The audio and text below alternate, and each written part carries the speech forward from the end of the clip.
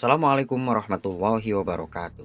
Jumpa kembali bersama Sang Hyang Cipta Rasa yang akan mempersembahkan kisah-kisah mistis menarik untuk menghibur teman-teman semua dimanapun berada. Sebelum ke cerita, terlebih dahulu kami ucapkan terima kasih yang sebanyak-banyaknya kepada teman-teman yang telah mendukung channel ini. Dan bagi yang belum, silahkan mampir dan berikan dukungannya dengan cara like dan subscribe, serta share ke teman-teman lainnya agar channel ini semakin berkembang. Dan jangan lupa aktifkan tombol loncengnya agar teman-teman tak ketinggalan cerita dari setiap video terbaru yang kami upload. Untuk menjaga privasi dalam cerita ini, nama tokoh dan tempat kejadian telah kami samarkan. Apabila ada kesamaan cerita, nama tokoh dan tempat kejadian mungkin hanya kebetulan saja. Sepulang dari mengantar makanan ke tetangga sebelahnya, Bu Tati kaget manakala anaknya itu tak ada lagi di tempatnya semula. Padahal ia mengantar makanan tak sampai 5 menit. Ia pun lalu berteriak-teriak kencang memanggil anaknya. Dan seperti apa kisah selengkapnya? Kita simak saja ceritanya. Senja itu bertepatan dengan malam Selasa Kliwon. Sejak siang hari, hujan deras mengguyur daerah tersebut, dan senja itu masih menyisakan gerimis yang membuat genangan air di halaman rumah Bu Tati, serta angin dingin yang membawa tampias air hujan menerpa rumah bagian depan Bu Tati. Bu Tati menempati rumah itu bersama anak laki-lakinya, sedangkan suaminya sedang tidak berada di rumah karena harus bekerja di luar kota dan pulang ke rumah 2 minggu sekali. Beberapa saat kemudian, Bu Tati ke dapur dan mengambil ubi rebus yang masih mengepul dan akan mengantarkannya pada tetangga sebelah yang masih terhitung familinya. Diliriknya anak laki-lakinya yang tertidur pulas di kursi panjang ruang tengah. Lalu dengan bertudung handuk, segera ia ke rumah sebelah dan tak lama ia sudah kembali ke rumahnya. Rumah tetangganya itu hanya berjarak 5 meter dari rumahnya. Bahkan ujung genteng samping rumahnya itu saling bertemu dengan rumah tetangganya yang di bawahnya digunakan untuk menyimpan kayu-kayu bakar. Begitu ia membuka pintu rumahnya, alangkah terkejutnya ia manakala mendapati anaknya itu tak ada lagi di tempatnya. Padahal tadi tertidur sangat pulas. Sontak saja Bu Tati berteriak-teriak memanggil anaknya, lalu mencarinya ke kamar, ke dapur, bahkan ke kamar mandi. Tetap saja anaknya itu tak ditemukan. "Waduh, kemana?" ujarnya cemas. Beberapa lama tak ditemukan. Ia pun semakin keras berteriak memanggil-manggil anaknya. Sampai-sampai teriakannya itu terdengar oleh tetangga sebelah. "Hei, ada apa berteriak-teriak?" ujar mereka yang tiba-tiba datang. Kemudian langsung masuk ke rumah Bu Tati. Itu anakku hilang. Padahal tadi tidur di sana," ujar Bu Tati, seraya menunjuk kursi panjang. Ketika ia akan mengantar makanan ke rumah Bu Yani tetangganya itu, anaknya masih tertidur pulas di kursi panjang. Dan hanya beberapa menit ketika ia kembali ke rumah, anaknya itu telah tak ada lagi di tempatnya. Lalu ditemani tetangganya itu, Bu Tati mencari ke seluruh ruangan rumahnya. Bahkan sampai mengitari rumahnya pun, anaknya itu tetap jua tak ditemukan. Bu Tati kemudian duduk lemas sambil beberapa kali mengusap air matanya yang terus menetes. Dan entah siapa yang memberitahu, beberapa saat kemudian, para tetangga lainnya berkerumun. Beberapa saat kemudian, para tetangga lainnya berkerumun di rumah Bu Tati. Beberapa ibu-ibu menenangkan Bu Tati, sedangkan bapak-bapaknya kemudian beramai-ramai mencari ke seluruh penjuru kampung. Bahkan beberapa aparat desa pun ikut dalam pencarian tersebut. Senja itu heboh dengan berita hilangnya anak Bu Tati. Dan tanpa diperintah, dengan sukarela semua warga yang laki-laki berusaha ikut mencari, yang kemudian terbentuk dalam kelompok-kelompok.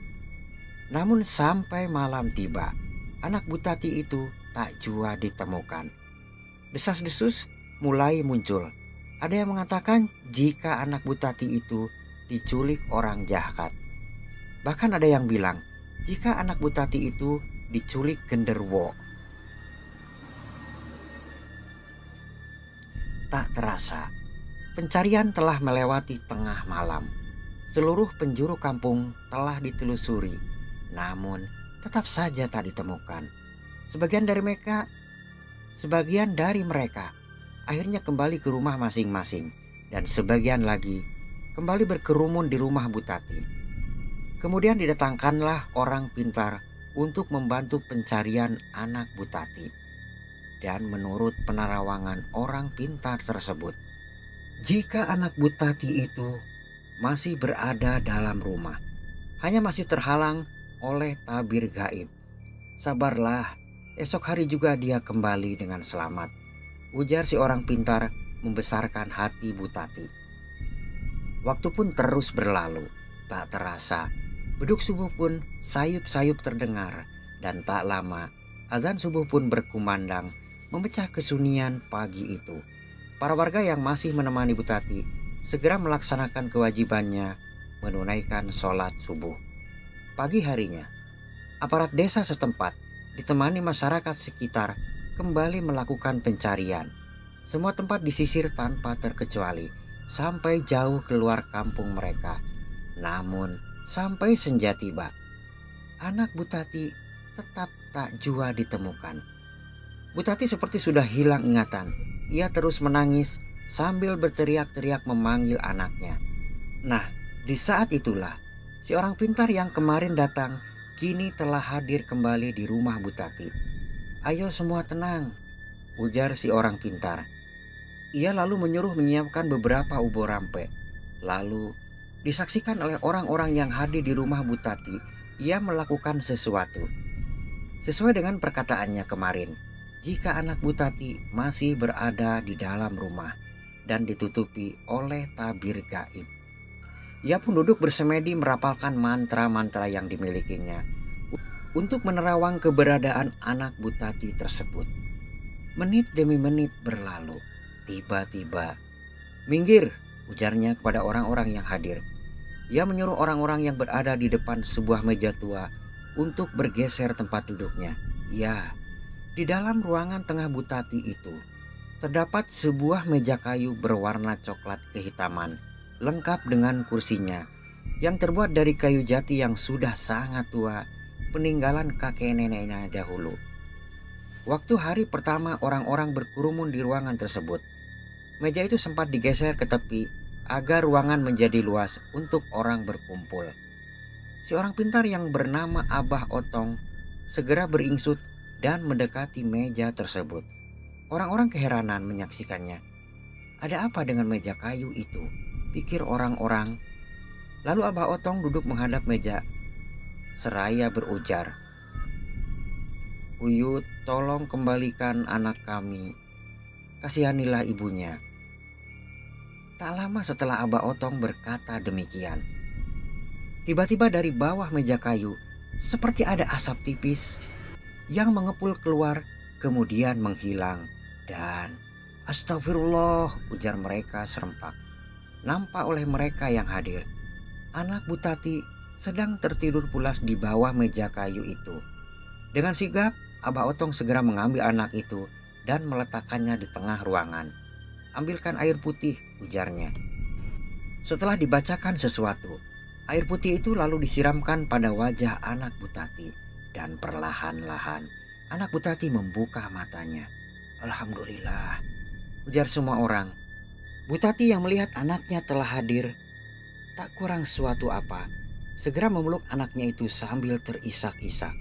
"Alhamdulillah kau sudah pulang, Nak," ujarnya. Kisah ini diceritakan dari mulut ke mulut dan sampai ke tangan kami. Sebuah kisah yang penuh tanda tanya besar dan sangat-sangat tak masuk akal. Namun itu benar-benar terjadi pada masa itu.